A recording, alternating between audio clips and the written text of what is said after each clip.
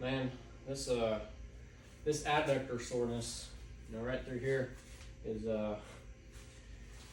pretty bad. Pretty bad. I went for a 1 mile recovery run today just to try to put some extra blood flow into the legs. I mean, I ran extremely slow today. I'm talking like a 12 or a 13-minute mile, just about as slow as I could possibly go and still consider it a run.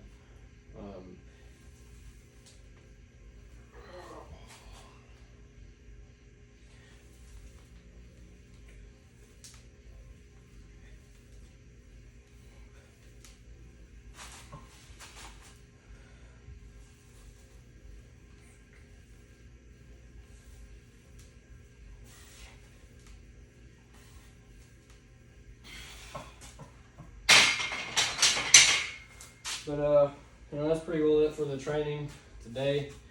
1 mile run, a single set on squats. Tomorrow, we're gonna try to put in some deadlifts tomorrow. Some deadlifts, probably some pull-ups, and I don't know, maybe some lower back, rehab work to sort of take a preventative measure against injury.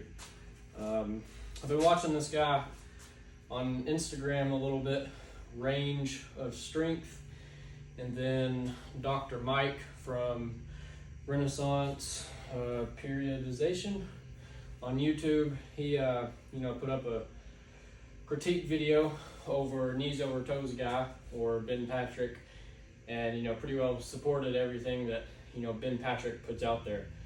And so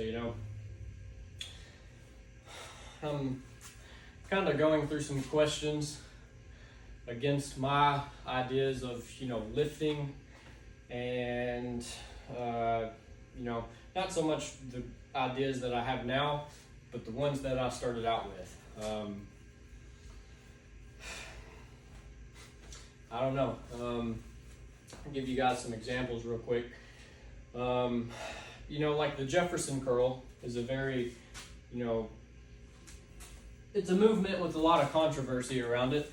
You essentially, take a weight, or you can just do them body weight, and, just purposefully round the back and get as low as you can. And then you try to come back up, like segment by segment of your spine. And, some people hate that. Some people are big supporters of it. Right now, kind of in the middle. I wouldn't advise, going heavy on something like that. But there's a lot of positions for me in life, and I know, later on in life where I'm going to be, leaning over, picking something up with a rounded back. And, if that's the first time that I have to, experience that position is with load, the injury risk is probably a lot higher there than if I come out here and, progressively build up resilience and tolerance, within that range of motion. And then, there's like the Zercher squat or the Zercher deadlift.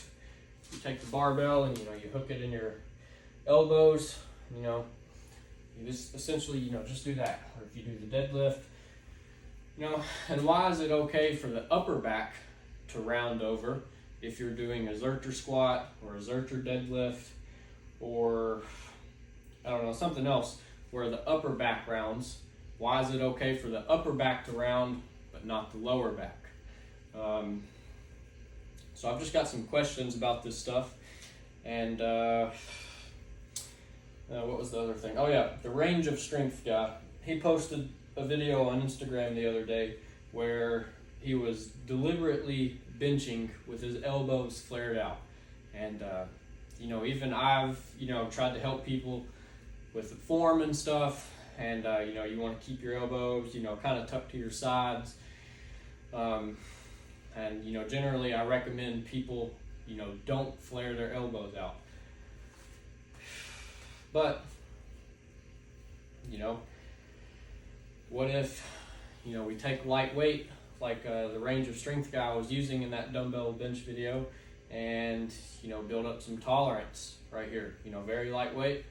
What if we build up resilience in this motion, over time?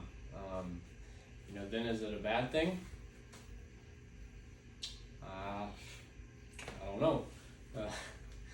And a lot of the stuff supporting like strengthening and building resilience in these different ranges of motion, a lot of it makes sense to me.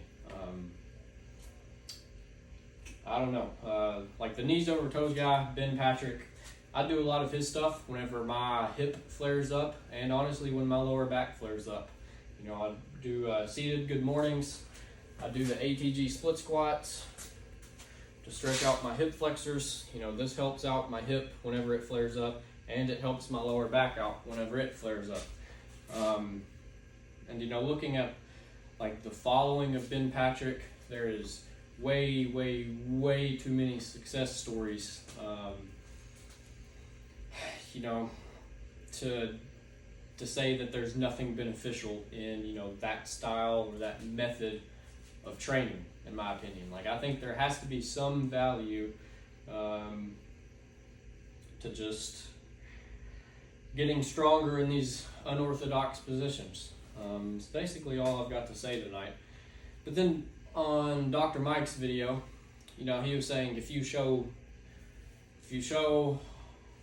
a gymnast, like an Olympic level gymnast, videos of like people like moving throughout their life and leaning over and picking stuff up, maybe doing a high bar ATG back squat, Olympic gymnast is going to be like, why am I even watching this? Like, what's even the point in this?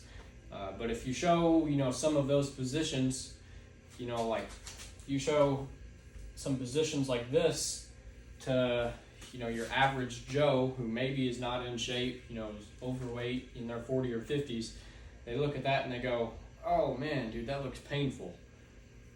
Well, why is it painful? Is it because you've never trained that range of motion?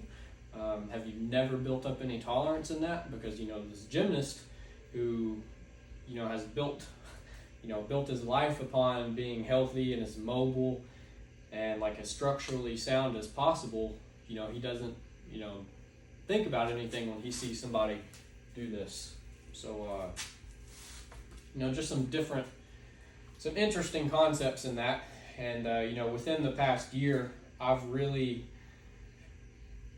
kind of leaned towards this method of, let's get into different ranges of motion and stuff.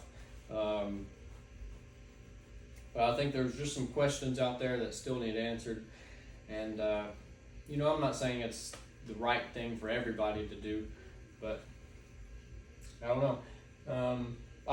I don't want to recommend you guys, to go do a Jefferson deadlift and end up blowing your back out. So, do all of these things at your own risk. But, I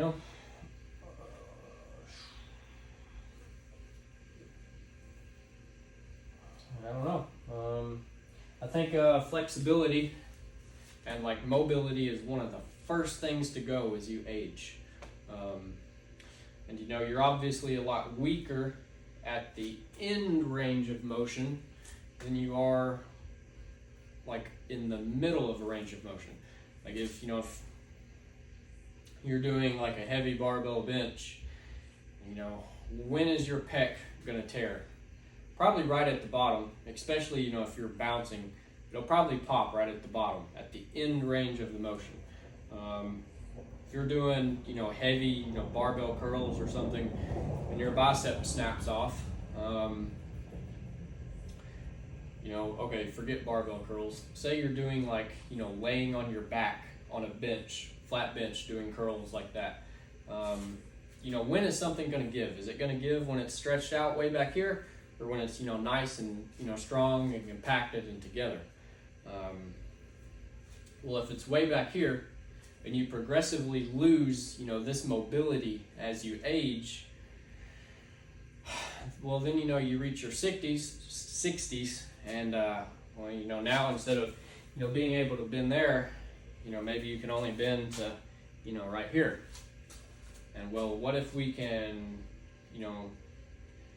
take that flexibility as far as, our bodies will allow us, and then, strengthen, try to keep as much strength as possible in these far ranges of motion.